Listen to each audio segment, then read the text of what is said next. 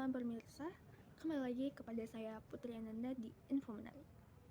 Pada info menarik kali ini saya akan menemani Anda dalam 10 menit ke depan untuk membawakan beberapa berita yang mengenai, yaitu yang pertama, pelanggaran HAM.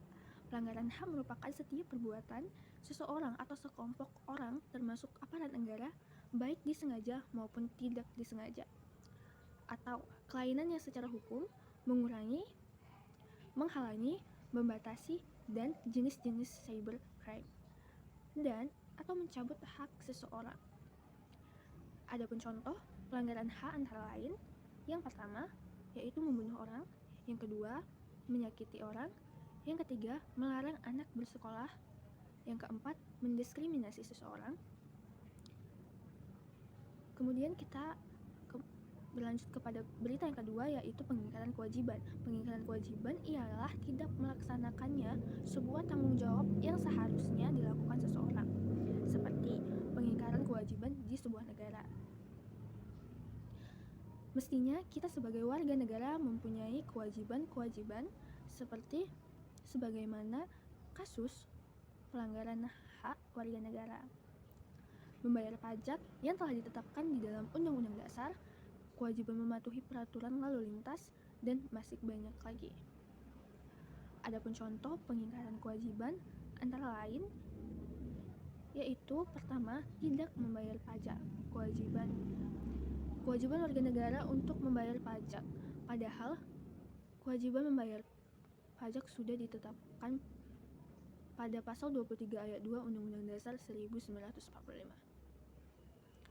yang berbunyi, segala pajak untuk keperluan negara berdasar undang-undang. Yang kedua yaitu merusak fasilitas umum dan membuang sampah sembarangan. Perbuatan tersebut juga termasuk pengingkaran terhadap kewajiban warga negara.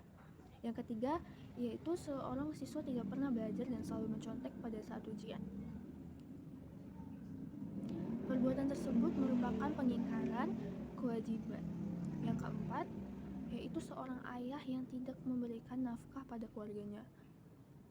Perbuatan tersebut merupakan pengingkaran kewajiban. Padahal kewajiban seorang ayah adalah memberi nafkah terhadap keluarganya, baik nafkah batin dan materi. Kita lanjut ke berita yang ketiga, yaitu faktor-faktor penyebab pelanggaran hak dan pengingkaran kewajiban warga negara. Yang pertama yaitu sikap intoleran, yang kedua sikap egois, yang ketiga terjadinya penyalahgunaan kekuasaan, yang keempat rasa kesadaran berbangsa dan bernegara, yang kelima aparat penegak hukum yang kurang tegas, yang keenam adanya budaya main hakim sendiri. Selanjutnya kita berlanjut pada berita yang keempat, yaitu berikut upaya-upaya penanganan pelanggaran hak dan pengingkaran kewajiban warga negara sebagai berikut. Yang pertama yaitu supremasi hukum dan demokrasi harus ditegakkan. Pendekatan hukum dan pendekatan biologis wajib dikemukakan dalam rangka melibatkan partisipasi seluruh masyarakat dalam kehidupan berbangsa dan bernegara.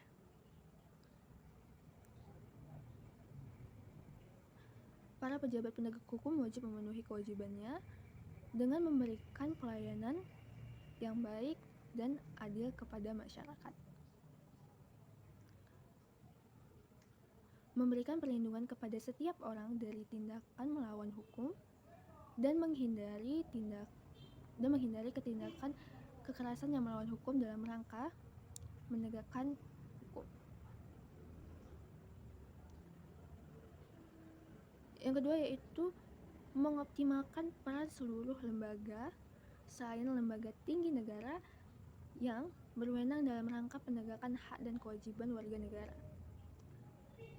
seperti Komisi Pemberantasan Korupsi atau KPK, Lembaga Ombudsman Republik Indonesia, Komisi Nasional Hak Asasi Manusia atau Komnas HAM, Komisi Perlindungan Anak Indonesia atau KPAI, serta Komisi Anti Kekerasan Terhadap Perempuan atau Komnas Perempuan. Yang ketiga yaitu meningkatkan kualitas pelayanan publik untuk menghindari terjadinya berbagai bentuk pelanggaran hak dan pengingkaran kewajiban seorang warga negara oleh pemerintah. Yang keempat yaitu meningkatkan pengawasan dari masyarakat dan seluruh lembaga politik terhadap setiap upaya penegakan hak dan kewajiban warga negara. Yang kelima yaitu meningkatkan persebarluasan berbagai prinsip mengenai kesadaran bernegara kepada masyarakat melalui lembaga pendidikan formal atau sekolah atau perguruan tinggi maupun non-formal atau berbagai kegiatan lainnya seperti keagamaan atau kursus.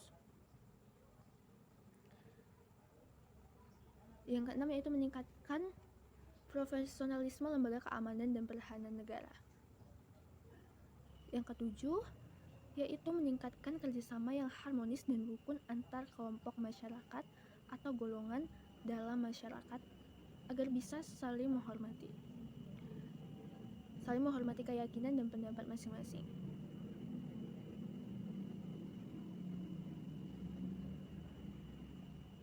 Selain melakukan upaya pencegahan, pemerintah juga melakukan penanganan terhadap berbagai kasus yang sudah terjadi.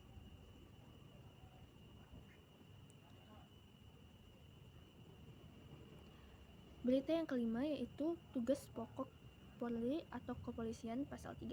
Tugas pokok Kepolisian Negara Republik Indonesia dalam Undang-Undang Nomor 2 Tahun 2002 adalah sebagai berikut. Yang pertama, memelihara keamanan dan ketertiban masyarakat. Yang kedua, menegakkan hukum. Yang ketiga, memberikan perlindungan, pengayoman, dan pelayanan kepada masyarakat. Berita keenam yaitu adalah tugas dan fungsi kejaksaan. Yang mempunyai tugas yaitu yang pertama, melaksanakan kekuasaan negara di bidang penuntutan dan tugas lainnya berdasarkan ketentuan peraturan perundang-undangan serta mengawasi jalannya penyelenggaraan tugas pemerintah dan pembangunan di bidang hukum. Selanjutnya berita yang ketujuh yaitu mengenai kekuasaan kehakiman. Kekuasaan kehakiman merupakan kekuasaan kehakiman yang mereka untuk menyelenggarakan peradilan guna menegakkan hukum dan keadilan pada pasal 24 ayat 1 Undang-Undang Dasar pasca amandemen. Kekuasaan kehakiman dilaksanakan oleh Mahkamah Agung Republik Indonesia, badan-badan peradilan lainnya di bawah Mahkamah Agung atau peradilan umum, PT UN, peradilan militer, peradilan agama, serta Mahkamah Konstitusi pasal 24 ayat 2 Undang-Undang Dasar 1945. Selanjutnya berita yang ke-8 yaitu adalah advokat sebagai seorang penasehat atau sering ditulis penasihat hukum. Berperan untuk memastikan bahwa hak-hak seorang tersangka, terdakwa, dan terpidana tidak dilanggar. Advokat bertindak sebagai penyeimbang terhadap upaya paksa yang diberikan oleh undang-undang kepada penegak hukum. Peran advokat ini menjadi penting. Ketiadaan seseorang penasihat hukum dalam proses peradilan pidana memungkinkan terjadinya pelanggaran-pelanggaran yang berpengaruh terhadap hasil putusan pengadilan. Oleh karena itu, seorang penasihat hukum bukan hanya perlu sekedar hadir, tapi juga harus memiliki kompetensi untuk membela hak-hak tersangka, terdakwa, dan terpidana dengan benar. Berita yang terakhir yaitu peran KPK. KPK merupakan lembaga negara yang bersifat independen, yang dalam melaksanakan tugas dan wewenangnya bebas dari kekuasaan manapun.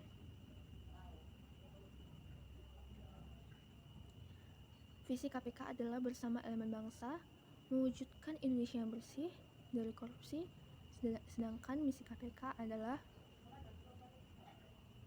meningkatkan efisiensi dan efektivitas penegakan hukum dan menurunkan tingkat korupsi di Indonesia melalui koordinasi, supervisi, monitor pencegahan, dan penindakan dengan peran serta seluruh elemen bangsa. KPK mempunyai tugas, yaitu berkoordinasi dengan instansi yang berwenang, melakukan pemberantasan tindak pidana korupsi, supervisi terhadap instansi yang berwenang melakukan pemberantasan tindak pidana korupsi, melakukan penyelidikan, penyidikan, dan penuntutan terhadap tindak pidana korupsi, melakukan tindakan-tindakan pencegahan tindak pidana korupsi, dan yang terakhir yaitu melakukan monitor terhadap penyelenggaraan pemerintahan negara.